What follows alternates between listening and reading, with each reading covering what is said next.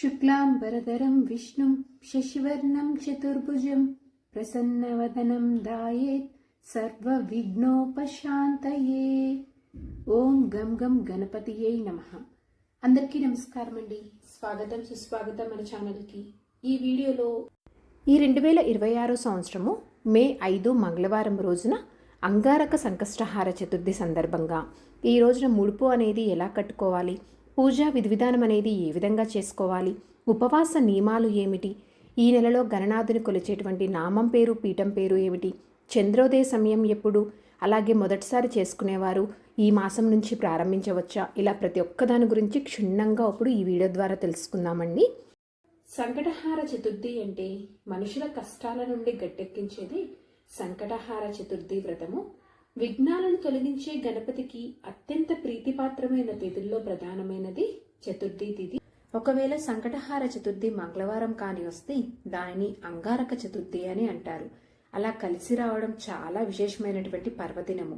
అంగారక చతుర్థి నాడు సంకటహార చతుర్థి వ్రతంని ఆచరించడం వలన జాతకంలోని కుజదోష సమస్యలు తొలగడంతో పాటుగా చేసే పనులలో సంకటములన్నీ తొలగి సఫలత చేకూరుతుంది అని ప్రతీతి. ఇంతకీ అసలు సంకటహార చతుర్థి వ్రతం అనేది ఏ విధంగా చేసుకోవాలి, పూజా విధి విధానం అనేది ఏ విధంగా చేసుకోవాలి అనే విషయాల గురించి ఇప్పుడు తెలుసుకుందాం. ఆ రోజున చక్కగా తెల్లవారుజామునే నిద్రలేచి అభ్యంగన స్నానం అనేది ఆచరించి చక్కగా ఇంటి ముందు రంగవల్లు అనేవి వేసుకొని పసుపు కుంకుమతోటి గడపకి బొట్లు అనేవి పెట్టుకొని పూజా మందిరాన్ని ఇంటిని కూడా శుభ్రం చేసుకొని పూజకి కోసము అన్నీ సిద్ధం చేసుకొని ఉండాలి.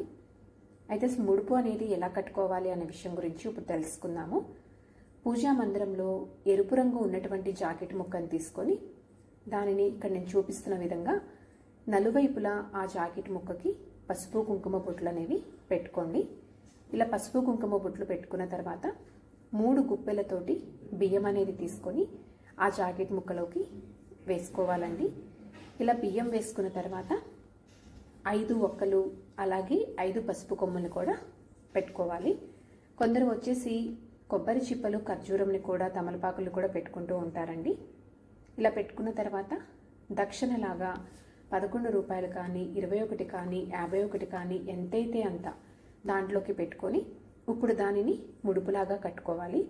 ఇలా ముడుపు కట్టుకునేటప్పుడు మీరు ఈ సంకటహార చతుర్థి వ్రతాన్ని ఎన్ని నెలలు చేద్దాము అనుకుంటున్నారో, అంటే 3 నెలలు కానీ 5 నెలలు కానీ 11 నెలలు కానీ 21 నెలలు కానీ ఇలా మీరు ఎన్ని నెలలు చేద్దాము అనుకుంటున్నారో అన్ని నెలల్ని అనుకొని ముడుపులాగా కట్టుకొని ఉంచుకోవాలి. ఇలా ముడుపు కట్టుకున్న తర్వాత ఈ ముడుపుకి 4 వైపులా పసుపు కుంకుమ బొట్లు అనేవి పెట్టుకొని ఆ ముడుపును పక్కన ఉంచుకోవాలి.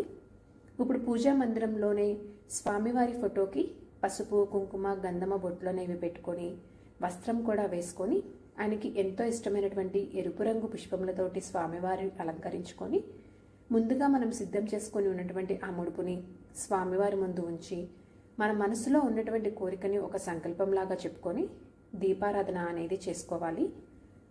నైవేద్యంగా ఆయనకి ఎంతో ఇష్టమైనటువంటి అటుకులు బెల్లమును కానీ లేదా ఏదైనా ఒక రకమైనటువంటి ఫ్రూట్ని కానీ నైవేద్యంగా పెట్టుకోవాలి. ఇలా ముడుపు కట్టుకున్నటువంటి ఈ ముడుపుని కొందరు వచ్చేసి వాళ్ళు ఎన్ని నెలలు చేద్దాము అనుకుంటున్నారో అన్ని నెలల వరకు అంతే ఉంచుకుంటూ ఉంటారండి. కొందరేమో ఆ రోజే సాయంత్రం పూట ఆ ముడుపుని తీసేసి దాంట్లో ఉన్నటువంటి బియ్యంని తీసేసి ఆ బియ్యంతో గణనాథునికి నైవేద్యంగా పొంగలి అనేది చేసి పెడుతూ ఉంటారు. నేను కూడా అలానే ఏ రోజుది ఆ రోజే తీసేస్తూ ఉంటానండి. ఈరోజు తప్పకుండా వీలైనంత వరకు ఆ గణనాథుడిని గరికతోటి కానీ బిల్వపత్రాలతోటి కానీ పూజించడము చాలా మంచి ఫలితాలను ఇస్తుంది.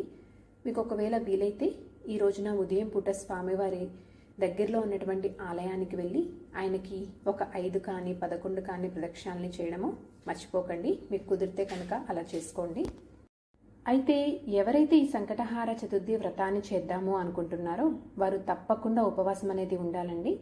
అంటే ఉదయం నుంచి సాయంత్రం మరలా పూజ చేసుకొని నక్షత్ర దర్శనం అయ్యేంత వరకు చంద్రునికి ఆర్ఘ్యం అనేది ఇచ్చేంత వరకు ఏమీ తినకూడదు.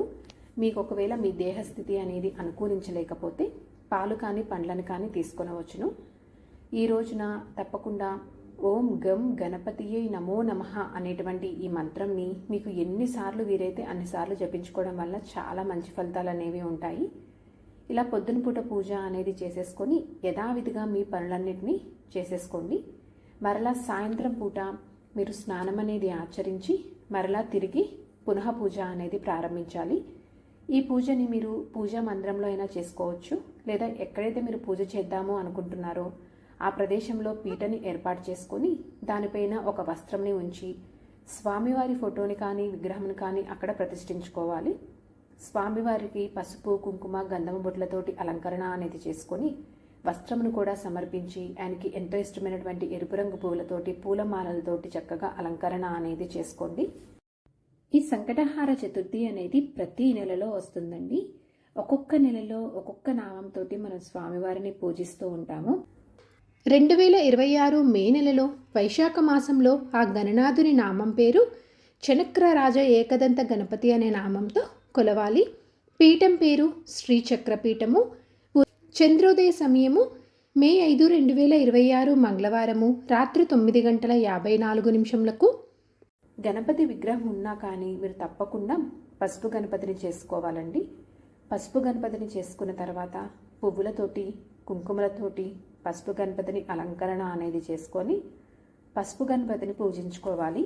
మీరు ముందు ఉదయం పూట ముడుపు కట్టుకొని ఉన్నటువంటి ముడుపుని మీరు ఒకవేళ ఆ రోజే తీసేద్దాము అనుకుంటే కనుక ఆ ముడుపులో ఉన్నటువంటి బియ్యంని తీసేసి ఇలా నైవేద్యం పొంగలిగా చేసుకొని సాయంత్రం పూట పూజలో గణనాథునికి నైవేద్యంగా పెట్టుకోవాలండి.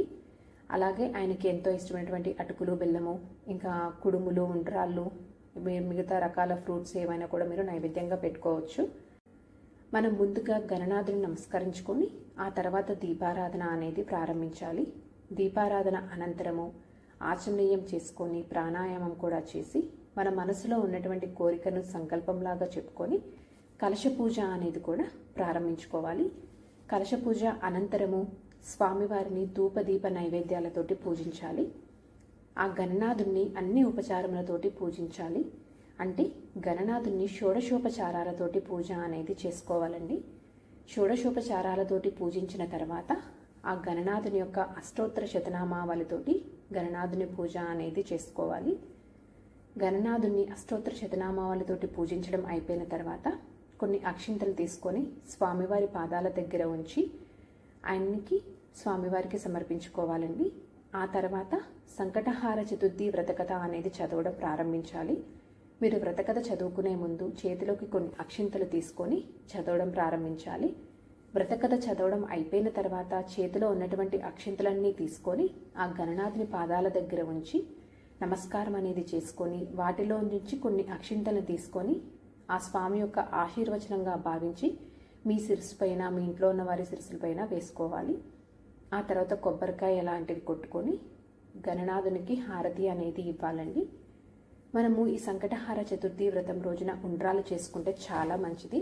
మీకు కనుక వీలైతే 21 ఉండ్రాలు అనేవి చేసుకొని స్వామివారికి నైవేద్యంగా సమర్పించవచ్చు. అలా సమర్పించుకున్నటువంటి ఆ 21 ఉండ్రాలలో మీరు ఒక ఉండ్రాన్ని గణపతికి సమర్పించుకొని మిగతా 20 ఉండ్రాల నుంచి 10 ఉండ్రాలను మీరు ఉంచుకొని మిగతా 10 ఉండ్రాలని వాయనంగా ఇవ్వవచ్చును. ఇలా చేసుకున్న తర్వాత ప్రదక్షిణం అనేది చేసుకొని గణనాథునికి ఆత్మ ప్రదక్షిణ నమస్కారం అనేది చెప్పుకొని శ్రీ సంకష్టహార గణపతి అయి నమః ఆత్మ ప్రదక్షిణ నమస్కారం సమర్పయామి అని చెప్పుకొని క్షమాపారాధన అనేది చెప్పుకొని నక్షత్ర దర్శనం అనేది చేసుకొని చంద్రునికి ఆర్ఘ్యం అనేది తప్పకుండా సమర్పించాలండి. ఈ రోజున మీరు చంద్రునికి ఆర్ఘ్యం ఇచ్చిన తదనంతరమే మీరు భోజనం అనేది చేయాలి. అయితే ఇప్పటి వరకు ఎవరైతే సంకష్టహార చతుర్థి వ్రతంని ప్రారంభించలేని వారు ఈ నెల నుంచి ప్రారంభించుకోవచ్చా అంటే ప్రారంభించుకోవచ్చండి. సో ఇదండి ఈరోజు వీడియో. మీకు ఈ వీడియో తప్పకుండా నచ్చిందని అనుకుంటున్నాను. అలాగే మీకు ఎంతో కొంత ఉపయోగపడుతుందని అనుకుంటున్నానండి. ఇంకొక యూస్ఫుల్ వీడియోతోటి మిమ్మల్ని మళ్ళీ కలుస్తాను. ధన్యవాదములు. సర్వేజన సుఖినో భవంతు. జై శ్రీమన్నారాయణ.